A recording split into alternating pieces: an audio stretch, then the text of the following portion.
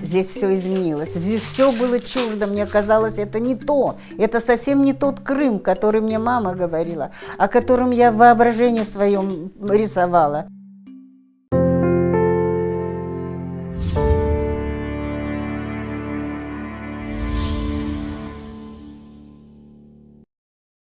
Я Зарема Трофинова.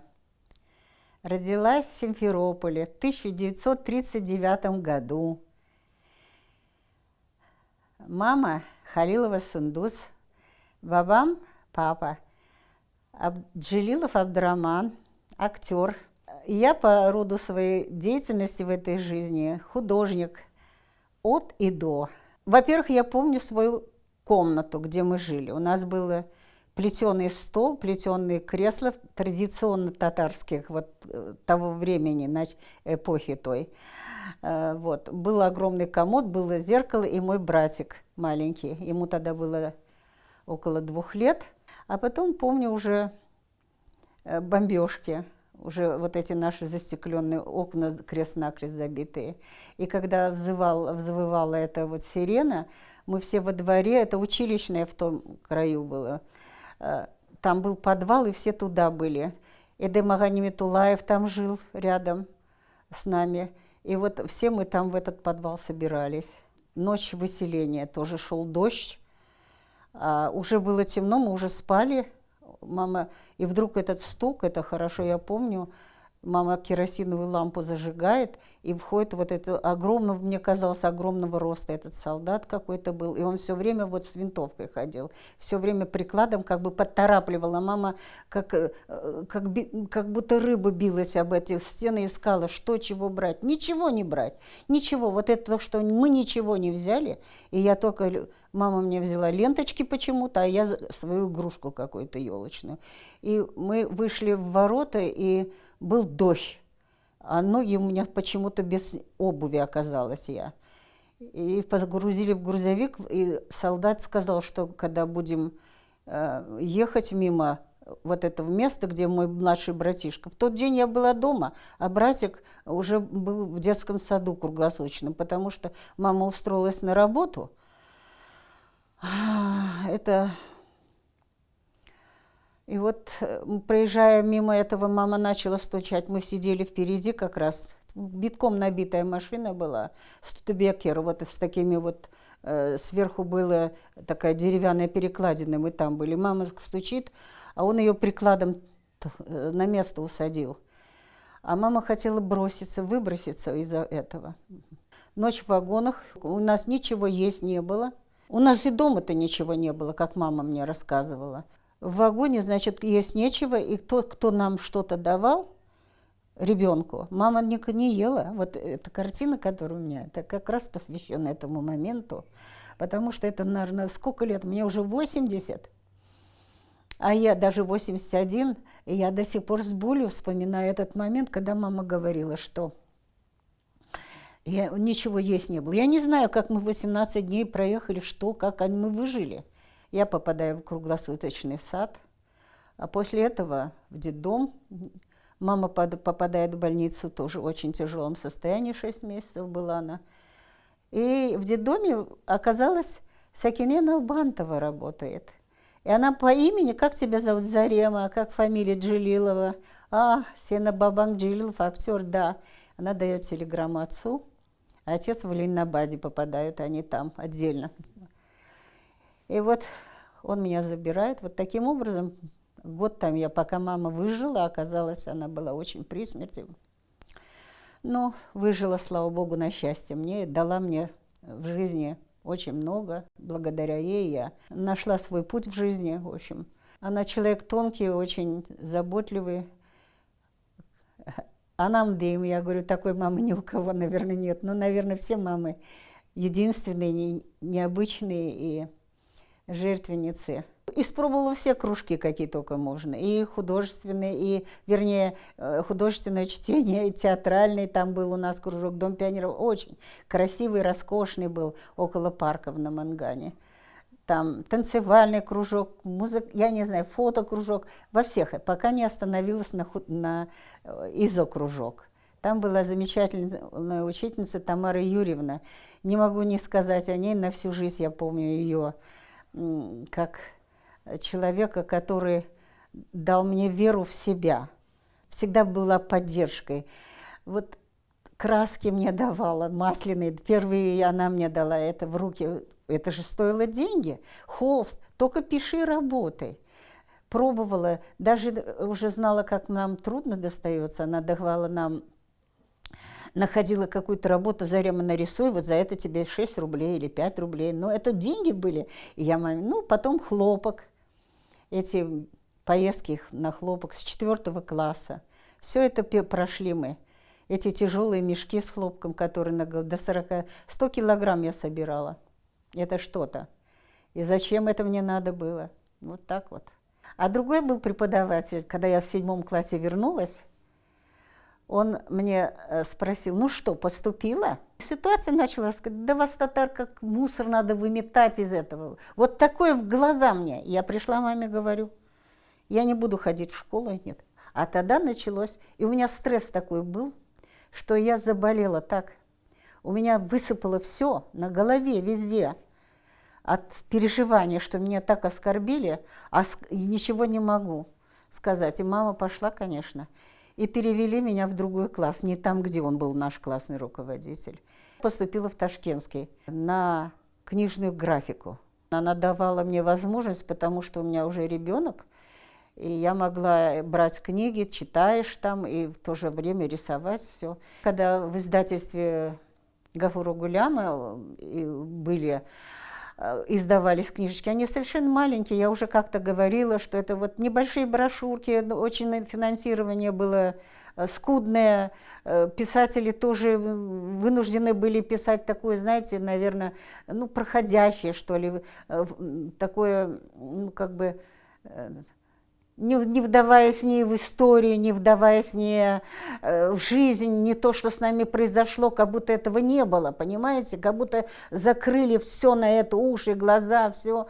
Вот этого ничего не было. И когда я уже стала думать, ну что-то я тоже хочу сделать, чтобы хоть какие-то наши книги были другие, ну, на уровне то, что в литературе вообще. Ну, когда читаешь, уже думаешь, иллюстрировать. Ну, Шамиль Ага тогда.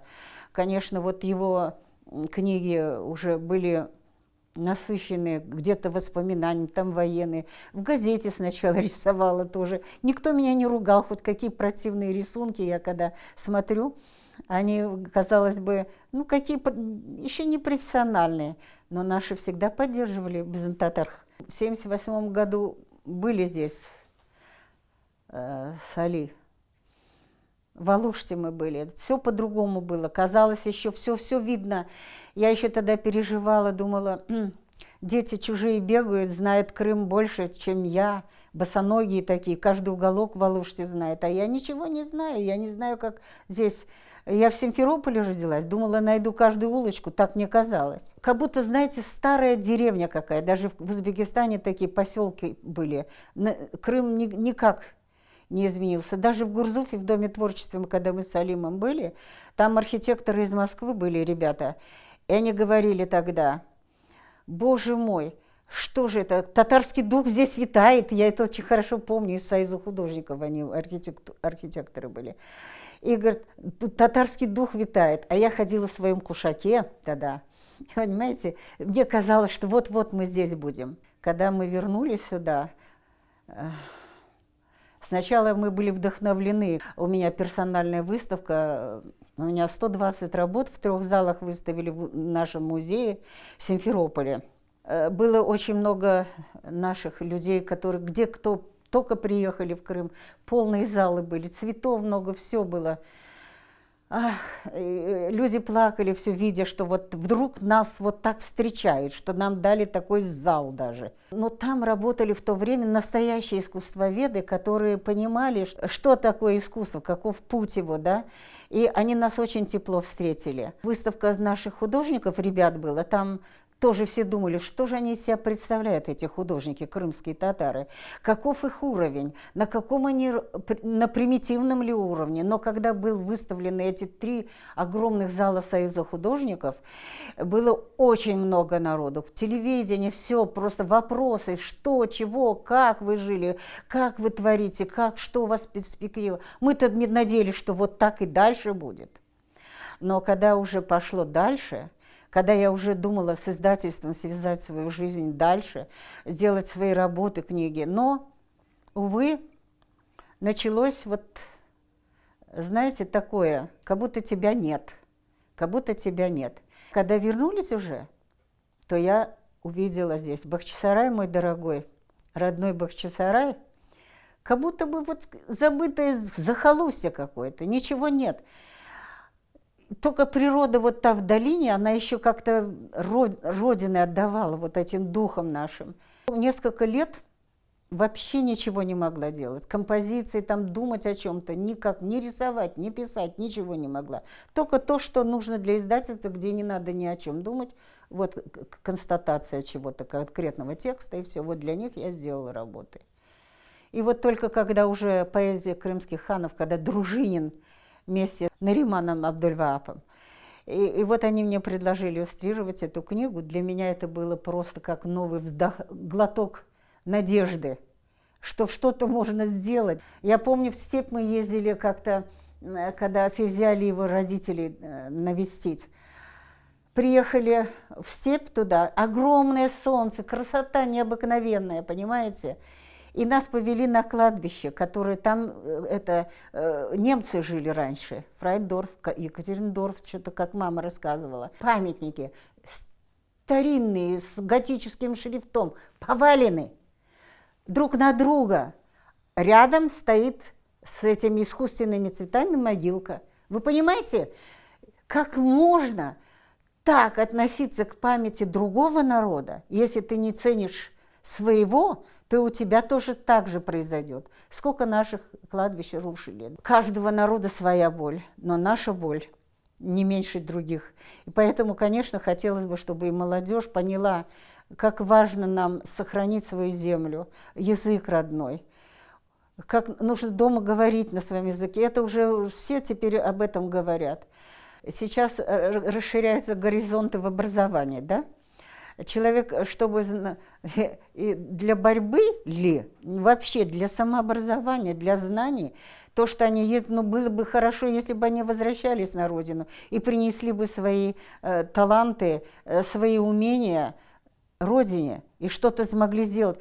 Я хочу сказать, что молодежь, конечно, должна стремиться к знаниям, познавать мир, но все-таки принести свои плоды знаний вот здесь, сюда. Самому стараться надо что-то делать.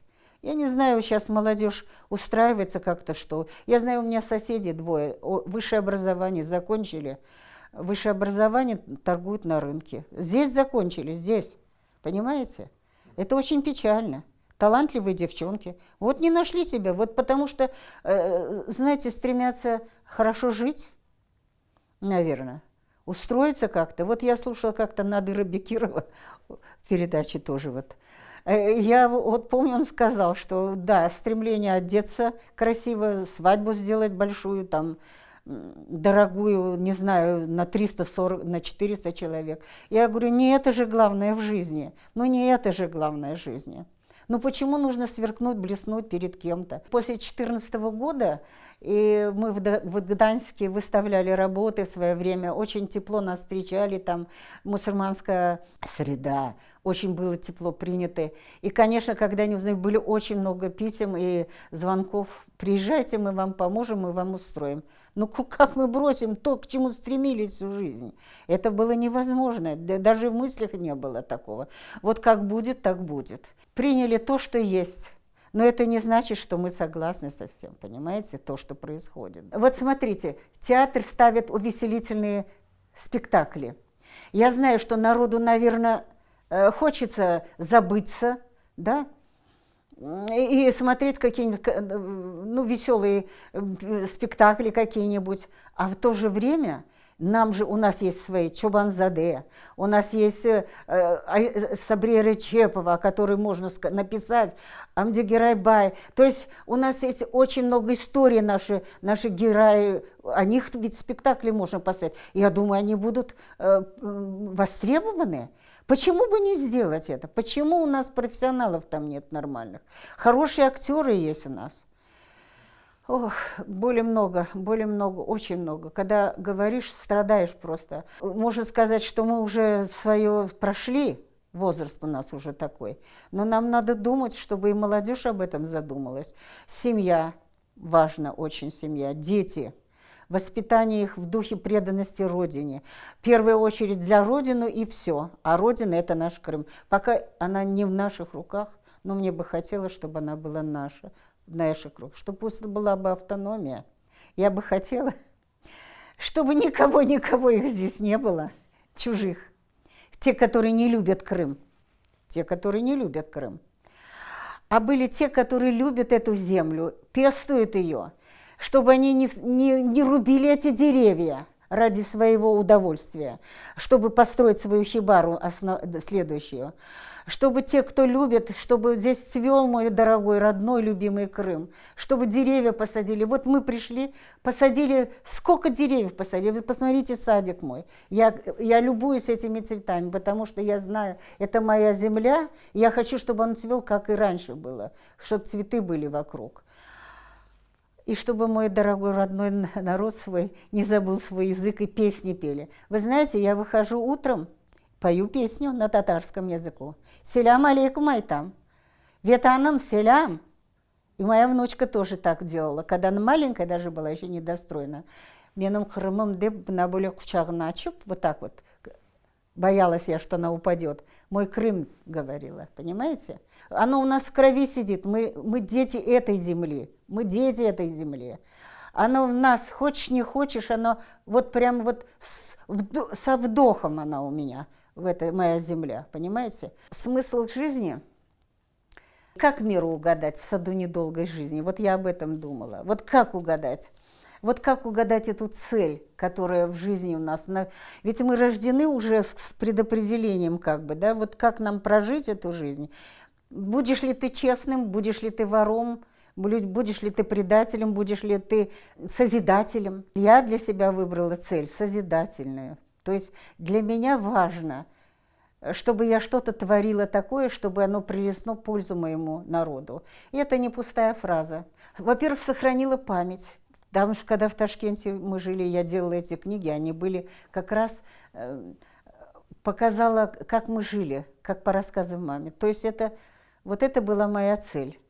Дать моему народу, чтобы он не забыл, потому что нам не было доступа ни до литературы, ни до чего, понимаете, в свое время. Только можно было в библиотеке, и то тоже не давали, ведь это тоже известно, читать. Поэтому наша цель, и моя цель была вот созидание, в первую очередь, творческая работа, дать детям правильное понимание Родины своим, и то, что они живут праведно.